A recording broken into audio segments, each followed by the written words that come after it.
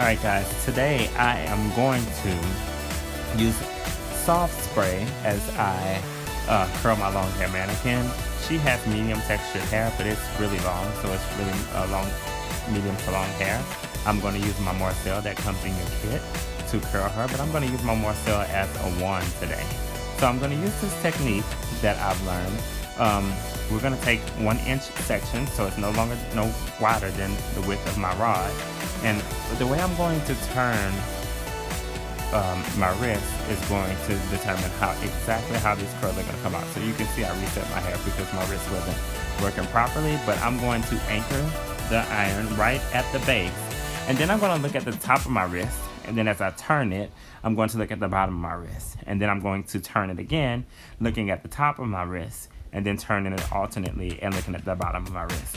I'm going to do this continuously throughout the hair so I can make sure I get the same type of curl, which is going to give me more of an open curl, which is fabulous because this open curl is going to set up the foundation for waves for me in just a few moments. So on this second one, I anchor the curl in, and then I turn my wrist and I look at the top of my wrist, and if you notice I'm pausing, I'm going to look at the inside of my wrist and I pause, and then I turn it again and look at the outside of my wrist and I pause, and I'm going to do this until I get to the very bottom of the hair, which still gives me that nice strong S pattern. As you can see, I'm creating an S, and it's going to give me a nice strong wave when it's time to brush it out. Always remember, whenever you're setting curls, you have to allow the hair to cool down. So if you notice, I cupped the curl in my hand and allowed the hair to cool, and then I dropped the curl, I released the curl, so that way it just wouldn't fall straight out. When hair is warm, it's more pliable, and when it cools, it sets. So that's really important when you're making styles, especially for like brides or homecomings and parties and things like that. If you have to create waves or curls for any type of updo or a special occasion or just for any everyday style, it's really important to let your curl cool so that way it sets, and when you do brush it out or comb through it, that it'll last longer for you.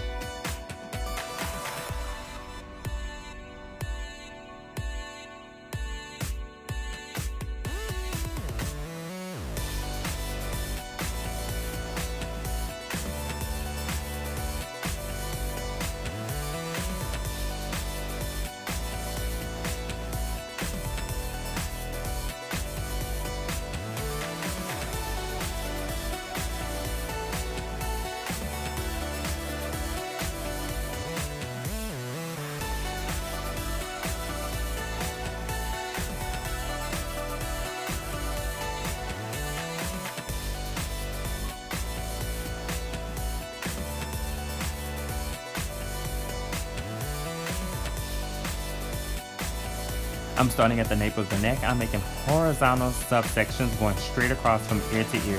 And I'm going to take these same subsections all the way up the hair. This is going to set me up for success to give nice, strong curls. Look at that beautiful curl I just released. This is going to give me a nice, strong curl and wave So that way when I brush her hair out, it's going to give me nice volume. I'm looking for voluminous beach waves, voluminous curls. Notice how I'm looking at the inside of my wrist and now the outside of my wrist. I'm going to give this a roundabout, inside of my wrist, now the outside of my wrist. This is how we're going to create nice, strong curls, nice open-ended curls and waves so that the guest will be completely satisfied, especially with this really long, beautiful hair.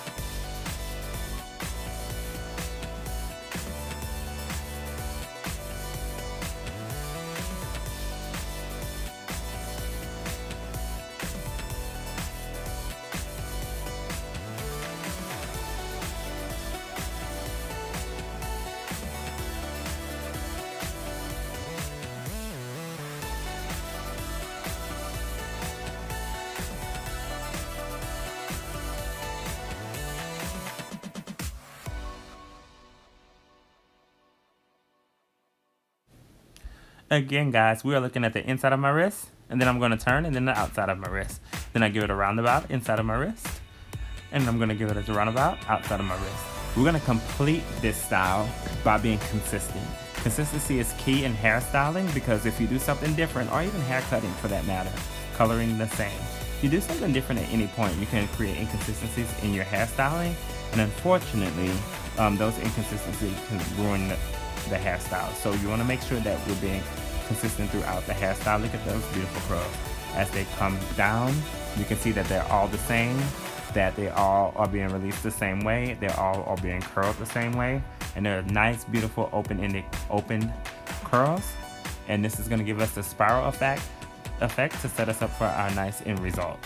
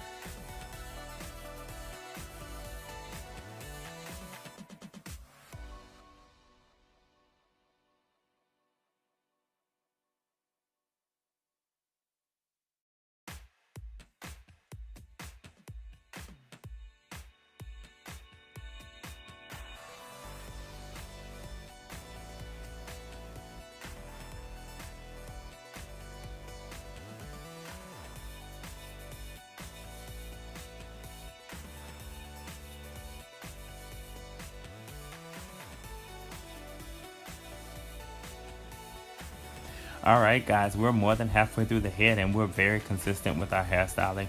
Look at those beautiful waves. It's awesome. I love creating waves inside of the hairstyle or curls because it sets you up for success for any type of hairstyle that you're trying to make or create or form. Um, that way, if you're trying to pin all of this hair up, you have a nice foundation ready for that. Or she can just go with the flow and let her hair down. She can comb her curls out in a couple hours and they will still have some type of formation. They will still have a foundation that is set up on, so that way her curls will still be in there some way, even if they fall a little bit. So this is very important. I'm still using my soft spray. My soft spray is a flexible hold, so I love it because I can use my curling wand and then I can turn around and comb through it if necessary. And that way it's not deconstructing the curl. It's going to give it a nice form and it's going to keep that curl intact for me. It also doesn't have any residue or buildup, so it doesn't leave the hair tacky or sticky or flaky. So it's a really good spray. It's from our foundational styling line, but you'll love it nonetheless.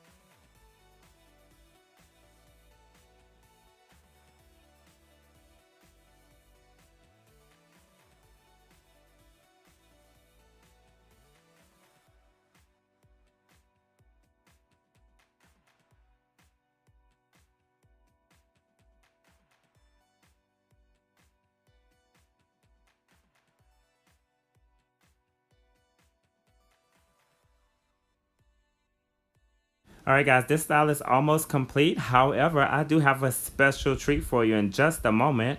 I have an interview with one of my friends, Kimberly Janelle, and she is a local hairstylist here in San Antonio area, and we love to talk about hair. It's just one of the things that we like to relate on. We have a lot of fun talking about hair, and we're going to just talk about thermal hairstyling. We're going to talk about certain types of hairstyling. We're even going to talk to you a little bit about some salon reality and pricing when it comes to hairstyling. I want you guys to really enjoy this interview. Take some notes if you want to, or just kick back and listen to the things that we discuss, because these are things that you guys are going to run into in the salon. These are some things that you're going to experience, and I just want you guys to have an open mind about this conversation. And if you have any questions, of course, you can always email me and ask me questions regarding salon reality or the things that we talk about in our discussion.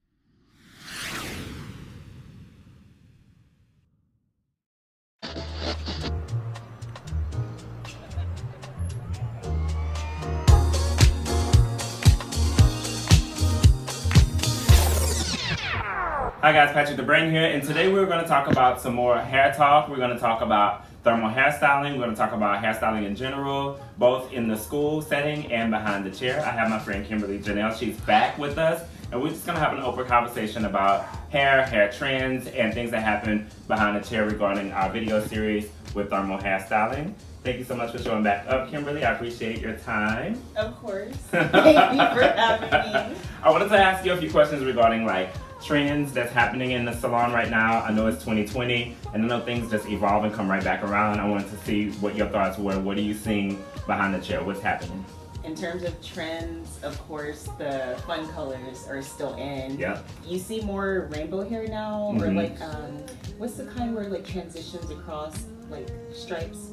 Stripes of rainbow across. Yeah. I know yes, some pretty, vertical. Exactly. That's popular too. I feel like highlights, they're here to stay. Yeah. Of course, balayage is a different method, but even regular highlights are coming back, but more like baby lights. Yeah. So it blends more. It's not as heavy and chunky like they used to be. Those are probably the most popular trends. Yeah. Yes. I love the fact that you mentioned color, because color is such a statement now. People are expressing themselves in so many different ways when it comes to the way they color their hair. Yes. And then when we style the hair to try to make that color pop, I think that's really important too, especially when it comes to hand painting techniques and balayage. What? That is a great point, because during a lot of balayage services, I feel like you can tell if somebody truly knows how to hair paint, because a lot of people can curl it and they're like, oh my god, the transition is so amazing. But when you see it straight, you can easily see blotches, or you can tell when it transitions smoothly. To me, that's the ultimate test. So I'll look at a picture, I'll be zooming in. I'm like, let me see. That's true. A lot of people, they're like, oh, they just paint it on a certain way, it looks so easy, but they're not noticing if it's blended or not when it's smooth. So they're just like, let me just curl it for the sake of a portfolio, but you're not actually checking your work. Do you feel like that's cheating if you curl it? I do. On the way out? I definitely do. I feel like you should go back and fix it. I mean, maybe for the sake of a picture, you can curl it, but you still need to make sure you make a follow-up appointment with them to fix that transition. Yeah, I agree 100%. I do think people rely on the finished work to hide things sometimes, or to make things look better than they appear, because when a guest gets home and they go to do it themselves, they may find things that they didn't see before when they thought it was beautiful in the salon. That always happens. And then one thing I notice when I look at people's portfolios, I personally like to see before and afters, because an after photo is great, but for all I know, she could have a full balayage, all you do is touch up her roots. But you're taking credit for her highlights. That's true. So that's a lot of things that I've noticed stylists don't do anymore as much, befores and afters. Yeah, I think it's really important, before and after shot, for the same reasons. You know, you just never know, and unfortunately, people do claim other people's work, and most of the time they can't even imitate it or copy it again. So that's really unfortunate. What are some of your favorite tools in the salon to use? What are your go-tos? I really like the wand. more specifically, say if I'm doing an extension service, say if it's like a loose curl pattern, it holds curls more, so like better than a regular curling iron. So like to wand that way, and the hair stays curled for a few days. Now on regular hair, I prefer like flat iron curls. I'll take those over curling iron curls any day. Why? I just feel like they hold better. Especially for clients who complain their hair is stubborn. They're like, my hair won't hold a curl for anything, even if they use like a light holding spray or something. I just feel like a flat iron, you know, seals it in more. But also, you have to be mindful that you have a flat iron that's curved a certain way, so it doesn't leave those little sharp, like crimp lines. I know exactly what like you're so the about. boxy square type flat irons, which they're getting away from that anyway nowadays. But you have to be mindful of that. I like that. I know some tools that, like back in the day, that we would use in the salon that we just don't use anymore. They kind of phased out, like hot rollers. You ever use hot rollers before? No, but I've heard clients like hot rollers are like an old school technique. The Marcel iron is an old school technique, the one with the stove. Like people don't use that one as much. Do you think those trends should come back, or do you think they should just stay away? I can't speak for hot rollers, but as far as the Marcel irons, I feel like everybody should at least know the basic technique, because some clients still prefer that. Maybe it may be a different, like the older demographic of clients that do, but however, I feel we should still know. And the fact that you can't control the temperature, I've seen clients before that came in, they had it done from someone who had major heat damage. They wanted my hair silky smooth. You can get it silky smooth without heat you can't control. It's just a matter of application. Blow drying it smooth enough so you're not fighting so much with the flat iron. Very true. But I feel like we should know the basics. How do you feel about the hot rollers? I've never used them, so. I actually love all the old school techniques. I love how things evolve, even with color, with how we got away from the frosting cap. I even think that has a place. No, I do. I think everything has a place. I think those have a place. I also think the hot rollers have its place.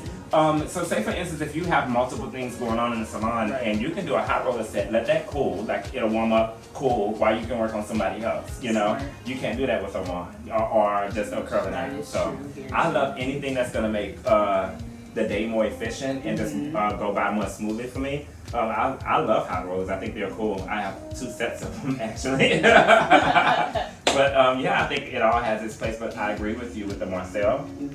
I do believe that people should know how to use them because they have their own place too, especially when it comes to extra curly hair. That people really want that smoothing service or hard press. They're looking for something that's going to give them that result, and a lot of times you can get that result a lot easier using the Marcel iron. To piggyback on that, I will agree for, say, clients who never really flat iron the hair and they have the really kinky, like curly hair, almost afro kinky, and so their hair isn't trained for the regular blow dry smoothing, so we can get it smooth, but like you said, the Marcel is so hot, it's going to instantly smooth it out, and so you won't really have to like train it as much as you will with the regular blow dry and flat iron. I agree.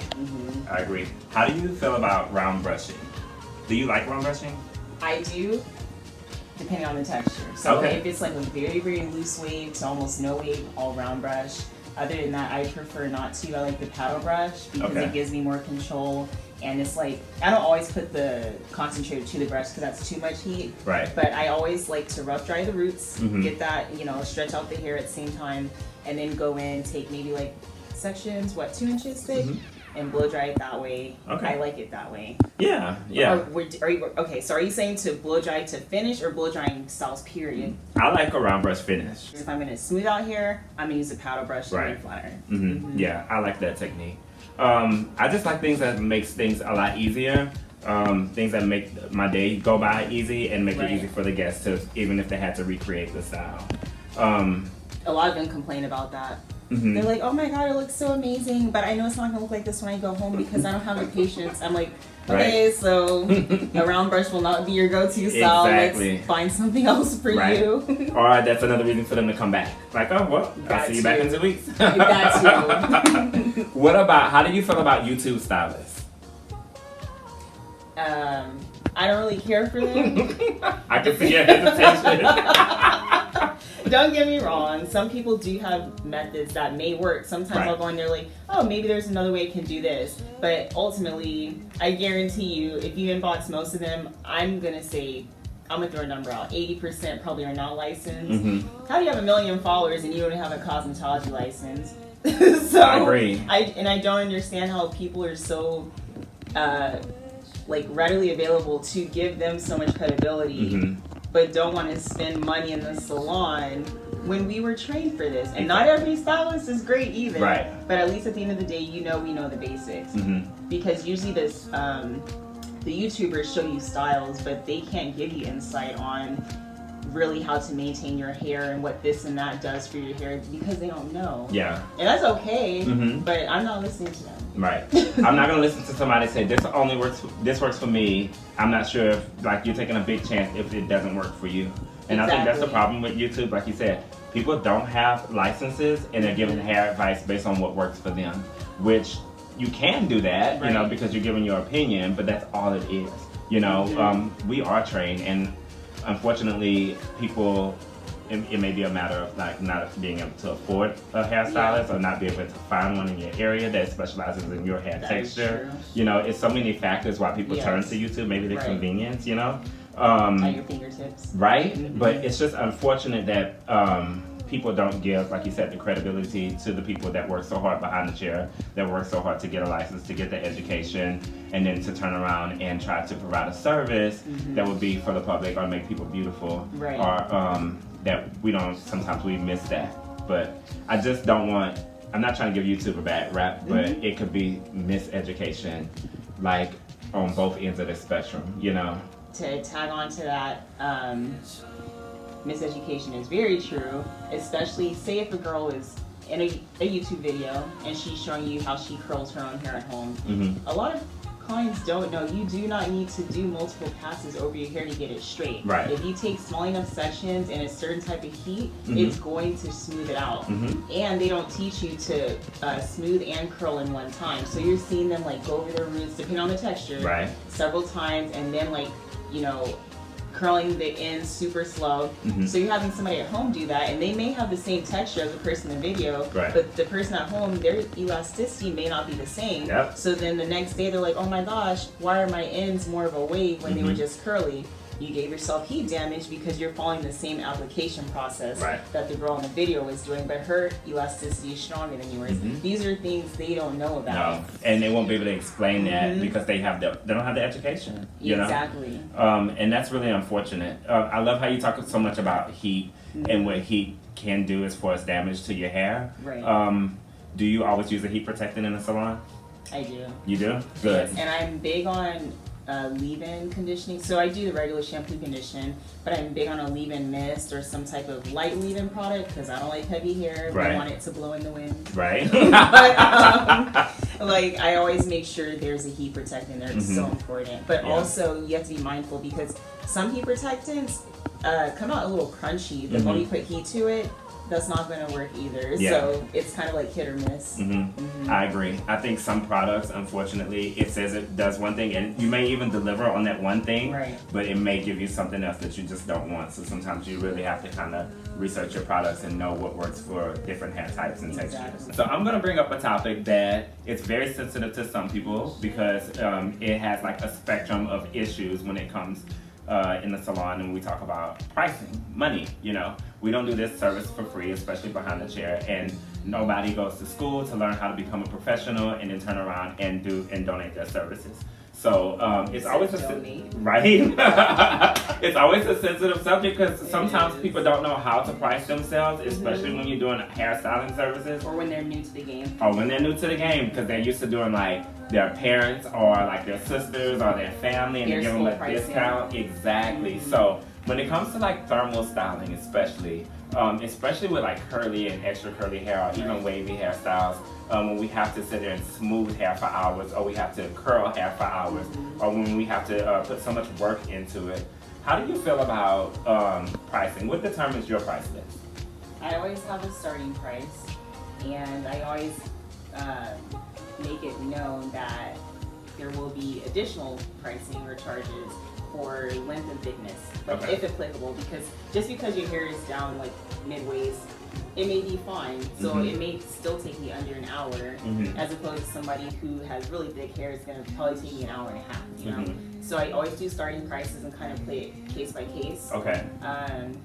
But, and then some people say charge by the minute. I don't really. Like they break it down. Okay. I forgot. I think it's like stylists are supposed to get, I don't know if it's like 0.80 cents a minute or something like that. Some way to calculate to make sure you're charging accordingly. Okay. But I usually just try and be fair. But I will never directly just quote somebody. I say starting at until, or at least if I have a consultation with you, then I have a better idea of what I'm working with. But over the phone, no ma'am. Starting at. I agree. No, seriously, because you never know. Over the phone, I would never give a price quote, honestly. Even through text messages and through photos, because now everybody wants to send you a picture of their hair and they say, like this. Exactly, and you can't tell what's going on, I agree with that 100%. Have you ever had a case or a situation where someone comes in and they're like, oh, but you did my friend hair for this much, why is mine so much or so less? You know what I mean? Yes. That happens. I love getting faced with that question because I just smile and I'm like, okay, so here's the breakdown. Her texture is different, her thickness is different, and I just say it's based off of time and product usage. So hers may require more or less than yours, and that's just what it is. I agree. I love that you brought up product usage because people don't understand that we have to supply our own products, one, and then we use professional products, and those things aren't cheap. If you want like the best products and you want the good ingredients, it's going to cost money for us too, Exactly. And then when we use it, we're using it on the guest that's experiencing the service. So that's so important. Like, we have to replenish these things, and I don't think people take those things into consideration when they're trying to avoid paying a full price. That or avoid buying the retail that we sell, because I mean, for all they know, like a gallon of a shampoo could be $50. That's the good stuff. Now, you can run over to a convenience store or something and pay $10 for a little bottle, but your hair is not going to do anything you want it to do. No, of course not. So, it may even revert to something else. Exactly. And then they're like, oh wow, so that shampoo is $25? Yes ma'am, it is. However, these are the results that you're looking for, and this product will allow you to achieve those results, paired with XYZ. Right. So I agree. It always goes back to just educating clients. Either they take their hair seriously or they don't. That's how I see it. Or if they can't afford it at the time, that's totally fine. I'm just letting you know this is what you need ideally to do what you're trying to do. What do you do for the clients that can't afford it? Like, not after they get the service and be like, oops, I went like, oops, I don't have no money. But even during a price quote, and they're like, oh, you're more expensive than I thought. How do you explain that? Like, how do you break that down to a guest who's confused on how it works? For like any service? Any service, yeah. I'll just tell them, the starting pricing for the service they're asking. And I said, however, to maintain this, these are the take-home products you would need, which range about this much. Because I layer products, shampoo, conditioner, leave-in, like a blow-dry styling product, a heat protectant, and I just tell them what it is up front. And I just put the ball in their court. Right. I'm not, because some people feel like stylists are pushy, which if you present it the wrong way, I can see where clients would think that. Right. I'm just telling you, for the results you're wanting, this is what you need, and then it's literally off of me and just completely about them. On them. Because we're not going anywhere, so the retail shelf will forever be there. Right, I agree. I do believe in making sure that the guest makes that final decision. Right. It's not up to us to push anything. Hey, this is what it is, this is how much it costs, and it's completely up to you. If this is not something you can afford, there are other stylists that can probably deliver and give you something that you can't afford. So I definitely leave it up to them. It's not my, it's not for me to push it. Oh, on top of that, some salons usually salons carry multiple product lines, or if it's just one specific product line, there's still different items you can mix to achieve similar results. Some may cost less than others, so if they can't afford what I ideally recommend, then I'll give them another option. You could also take this route. For now, it'll still, keep your hair healthy, yada yada. I'll just present other options. So since I work in the school, we deal with a lot of students or future professionals, is what we call them. And sometimes they haven't experienced salon reality and they don't know what to expect when they're behind the chair. But I'm just going to bring up a few things that I've experienced. I just want to get your take on it. One, I've experienced where clients will come in and they will bring their own product. Right? I can't. Right? So how do you feel about that, and how would you handle that if a guest came in and they were like, oh, but can you use this leave-in conditioner, or can you use this, product on my hair? What would you do?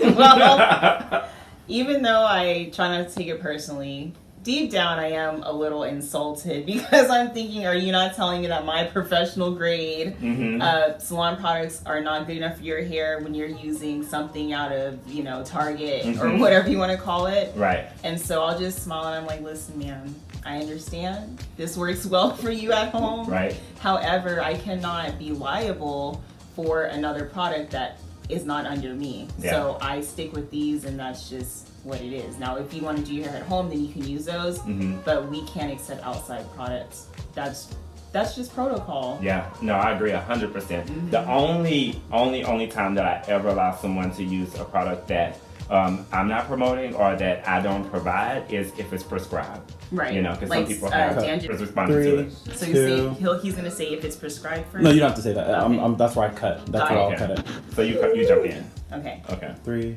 2. Like dandruff shampoo? Right. Yes. Right. Yeah, something like that. Because sometimes people have like skin irritants or scalp issues, Right. and then we want to treat that with the shampoo that they provide. Or Like their hair physician. loss issues. Yeah. That's a big thing. If they have mild alopecia or whatnot, there's specific shampoos for that too. So. We've all seen the video on YouTube where the girl, or I think it was, I don't know, some social media platform, where she was curling her hair and she was wanding it. You know what I'm talking about? And then she pulled it and the hair was on. Yeah. It was attached to the wand. She was like, right? like she leaned in the camera. We all see it burned off, girl. Just toss it in the trash. How do you feel about people being misinformed? Because I was looking at the video, and when I first saw it, of course, we all laughed, Right. but then you notice how fine her hair is, and you just, and she more than likely had a high temperature on it, Yeah. and it just burned smooth off. Poor thing. People that just don't know, because you kind of mentioned this earlier, people that just aren't aware of how to treat their own hair, do you fault the stylist for that, or do you fault where they get their information from? Do you feel like it's just because their hair has been on their head their whole life, they didn't already know how to treat it, or they should? Or do you feel like it's miseducation? I fault the stylist if they've been going to a stylist and they don't know how to take care of their hair. Now, there's some clients, they get hair instructions all day, but they're still going to stick with what they know. Right. Or they're like, I just don't think that works for me, so they revert back to their old ways. I can't help you at that point because I taught you the right ways. But if they've never been to a stylist, Right. then that's on them. And I mean, they probably wouldn't think much into it because they don't go to a salon. Right. So they're just kind of taking advice wherever they can get it from. They're like, let me try this and learn as they go. And then, burn hair off in the process. That's true. Very true. Excuse me, when I think about hair care in general, I always am surprised at people who don't know their hair texture, one, Yes. and then don't know how to treat it, and I feel like they feel because it's been on my head my whole life, I know what it should or should not do. And I'm really surprised at the people that's like, oh, I have curly hair or extra curly hair, but I don't know what works for it. And I get it, because for a long time, we did not have the information. Not only the information, we didn't even have the products to take care of extra curly hair, especially in the black industry, So that doesn't shock me as much, but I do feel like that it's our responsibility as hairstylists behind the chair to educate and inform. Yes. And if you don't know that information, you need to learn how to get that information, Right. especially if you're providing services. I agree. Thank you so much for coming. Of course. I like your braids. You know what? I appreciate it. I was like, is shade coming or? No. I really do. I really know. do. Braid styling. I love braid styling, and I feel like that will never go away. It better not. Right? Even if it does, you'll still see me out with it in my head. I think it's a really good way to protect the hair. We haven't talked about protective styles a lot. What? Yes. Go ahead. Go for it. So, braid styles are great to protect the hair, but a lot of clients just have to understand you cannot be wearing braids 2 or 3 months at a time because our hair naturally sheds so much daily. So even keeping them in a month, which is average, there's already a lot of shedding. So the longer you go, the more it's going to shed. Also, your new growth starts coming in. God forbid you get it wet, you're shampooing, you know, manipulating the scalp. It's easy for hair to log. And then you're just not fully cleaning your hair because you can't really get in there. Also, another thing people are mindful of wearing protective styles, keeping tabs on their edges, because even if the tension isn't that tight, you don't know how much your hair can take. So over time, if you keep going back to back, I see it all the time with clients who never want to do their hair. Over time, I'm like, you just keep seeing the hairline go back more and more. And they're like, oh, I want a protective style. And I'm like, I'm not willing to do it because I already see what path you're on. I want to contribute to that. However, let's get you in some deep conditioning treatments, maybe find some organic type of oils, professional grade, to like help grow in your edges, and then we can work on it. But clients keep forgetting, especially ones who want to pull their hair back a lot. You're going to add extra attention to your edges. It doesn't matter if it's not tight, and then they don't tie their hair up at night the right way. You're putting on like a cotton scarf or a bandana. No, that breaks it off too because it dries it out. You need silk and satin scarves, keep the hair moisturized. There's a lot of things people don't know about how to take care of protective styles. They just hear, oh, my hair's put away, it's good. No, ma'am. And a lot of stylists aren't educating them on that. Yeah, because at this point, it's not a protective style, it's a neglected style. Exactly. You know, like we have completely gone away from the goal here. You know, we're supposed to protect it, but now we're just completely neglecting. And that's unfortunate. I'm glad you brought it up because it's really unfortunate for people who want something that's low maintenance and want something that they don't have to care for as much, but you still have some maintenance, you know, to take care of. Like you said, your maintenance at night, your nightly routine, like the things that you really have to do to make sure that your hair is growing and your hair is healthy, that's on your head. We haven't talked about protective styles a lot, but I'm so glad you brought that up because I think that's really important, especially when you are, especially with weaves. Oh my God. You know, people leave weaves in way too long, and I know it's a lot of money to purchase hair and then to get it installed. However, and now wigs is the biggest thing right now. And I swear, I'm so tired of seeing wigs on TV. Like, I'm tired of seeing them where you can see it, and then I'm like, oh my gosh, what is happening? I'm like, why is your lace lifted? I'm confused. Or it's 2 different colors from your skin, and it doesn't match. Like, there's so many issues with wigs for me that I just can't get with them. I'm like, why is it stiff? Like, there's no reason wig hair should be stiff. It's not yours. It's I agree. But people, again, do we charge that to what you don't know, or the fact that you don't care? You know, and maybe a little bit of both, right? Including the stylist too. Yeah. I just love the clients. They make me laugh every time, even though they're not joking, but I think it's funny. They're like, I don't want to do anything to my hair. And I said, ma'am, listen, I get it, but you are always going to have to do something. I say, you could just slap braids in your head if you want to, you're still going to have to do something with it. They're like, I just want really low maintenance. Everything's going to be some level of maintenance. I always just shut it down. Like, I don't even try and listen to it. Because I don't want to give you any false hope. I'm like, what do you want to do in the morning? I just want to get up and go. No. Okay, well, no. That's just not going to happen. I tell them, like, you cut your hair into the shortest pixie ever. You're still going to have to put product in. You're going to have to do something. It's impossible. Or go bald. But even still, you're still going to have to be shaved. You have to moisturize that scalp. Or you have an ashy scalp. Exactly. So there's no way out of it. You cannot afford to be lazy and expect good results. That's just what it is. You want your hair healthy, but you don't want to put in the time and energy it takes to maintain that. Or you don't want to come and see us routinely to do it either. Or if you can't afford it, that's a different thing. You have to figure out a way. You can't just sit back. And do nothing. Exactly, and then come in and expect us to be miracle workers. God gave me hands, but not to perform miracles. Exactly, so. I agree 100%. Like, be like, can I walk out like Beyonce? Done. No, that's man. I wish we all had that power. Because nobody would look busted out here. Right. With the quarantine, I know, right? With the quarantine, everybody has been masked up. Everybody's 6 feet apart, or what we're supposed to be doing in order to take care of ourselves and keep ourselves protected from the virus. A lot of people, unfortunately, have allow them, like, let themselves go in a sense when it comes to their hair, because they feel like I'm not being seen as much, Yes. or I can hide behind this mask, that I can let my hair go. What do you feel about I can still see that? all this even with the mask on your face. What do you feel about maintenance? What should happen at home during this time? I think if nothing else, the last thing you should touch is box color, period, point blank. Mhm. But at least do deconditionings. I mean, you don't have to buy specialty products. Just buy a good quality deconditioner, ideally professional. Mm-hmm. Say when you're showering, right? Shampoo, put the conditioner in, put on a processing cap, Mm-hmm. steam.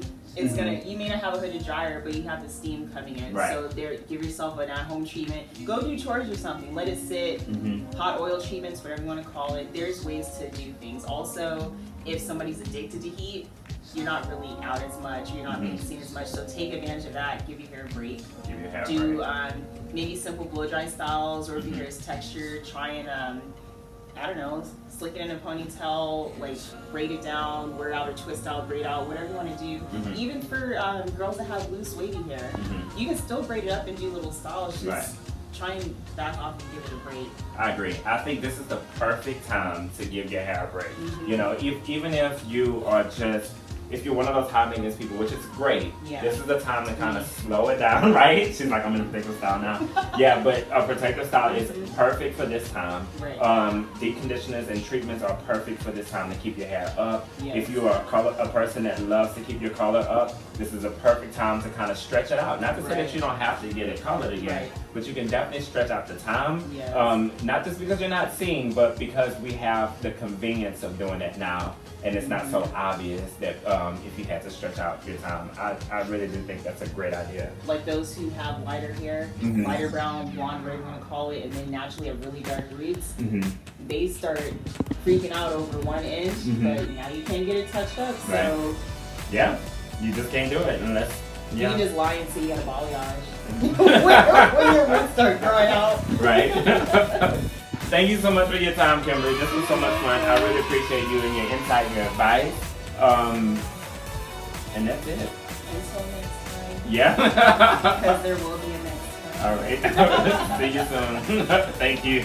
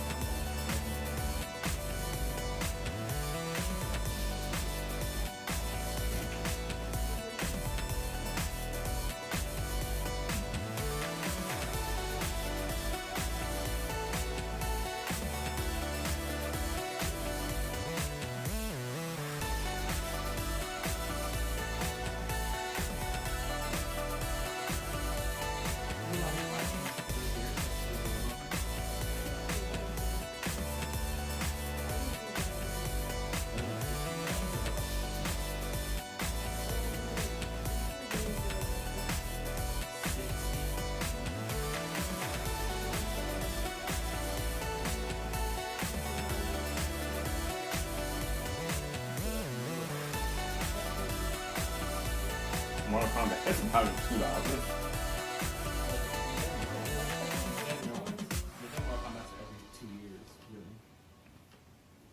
Let's see. Add on. They might have some that are free if you download.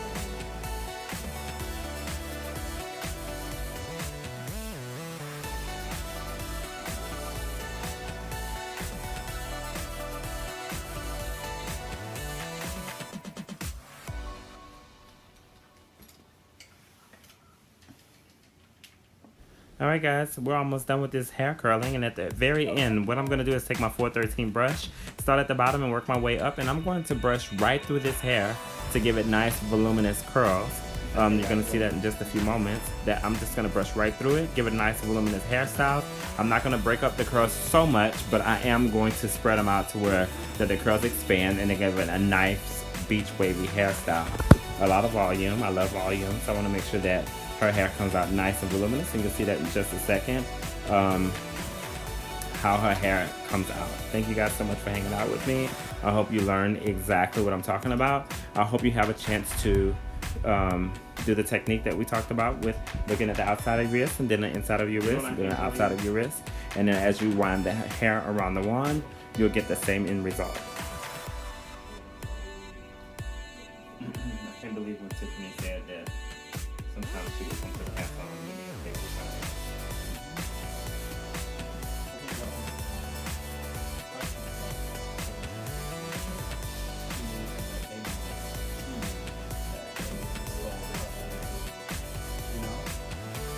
No, that wasn't when she was, that wasn't when I was not working there. That was while I was working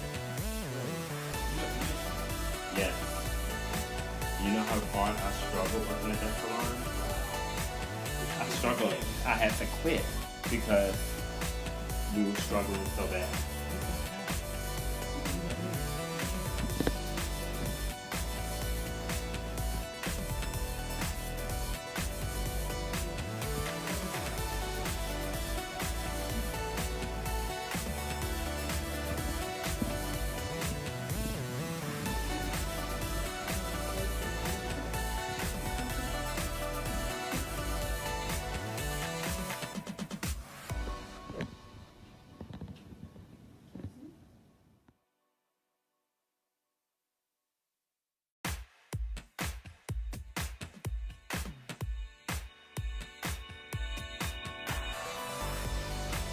All right, thank you so much for hanging out with me. I'm so glad that you guys are having fun learning these thermal hairstyles and different tools and products that we're using. Hopefully it's something that you've never seen before. And if so, I hope that you are still learning something and you have a takeaway from the information that I'm providing for you. Right here, I have created a word search just for you. And we're gonna have some fun with this. I came up with all of these words so that we can have these things refreshed in our memory. Just kind of a little bit of fun on wordplay. Unfortunately, right here I just put a question mark because I don't know what snine medium meant. I think I meant to put fine and medium as two separate words, but we're gonna find snine medium in the word search as well. As I go through and highlight these words, I am making sure that we are finding them together. I also put this word search in the Google Drive for you, so you guys can enjoy that. It's always a fun activity if you're bored or if you just want to make sure that you're keeping up with what's going on. These words are really fun words, like smoothing, thermal, Marcel, silky, beautiful, control, coarse, smooth, shiny. All of these words describe hair and what we love about hair. So I hope you guys are having fun doing this word search.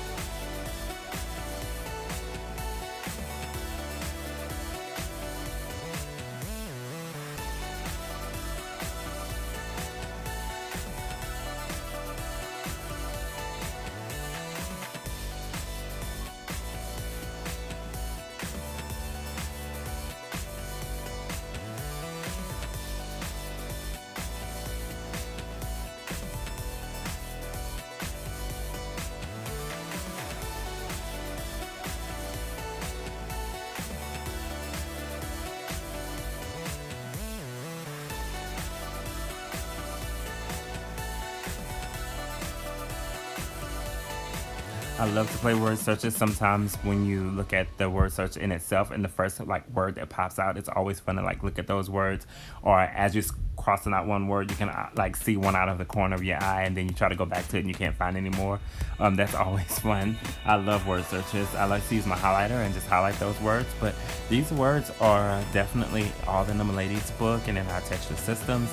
These are words that you can always identify and use to identify hairstyles and hairstyling techniques.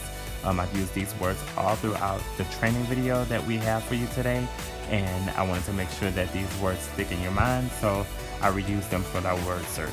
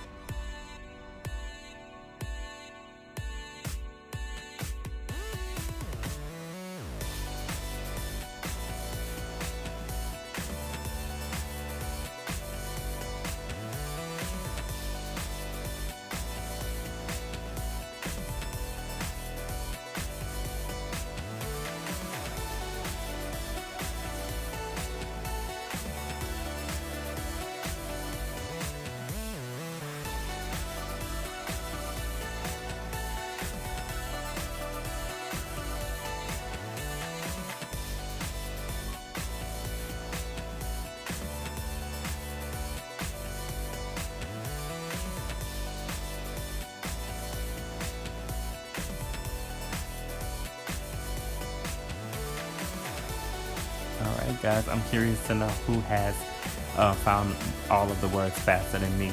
Even though I created the word search, unfortunately I was not able to control what these words were in the word search, so I had to find them just like you. I did not cheat or have an answer key, so I hope you guys have fun looking for all of these words. Snide medium was probably the hardest word to find, and manageable also, but I did manage to find those, so hopefully you guys had a good time finding them, and if not, you can look on my word search and you can see where these words are. Thank you guys for participating in the word search. We appreciate you so much.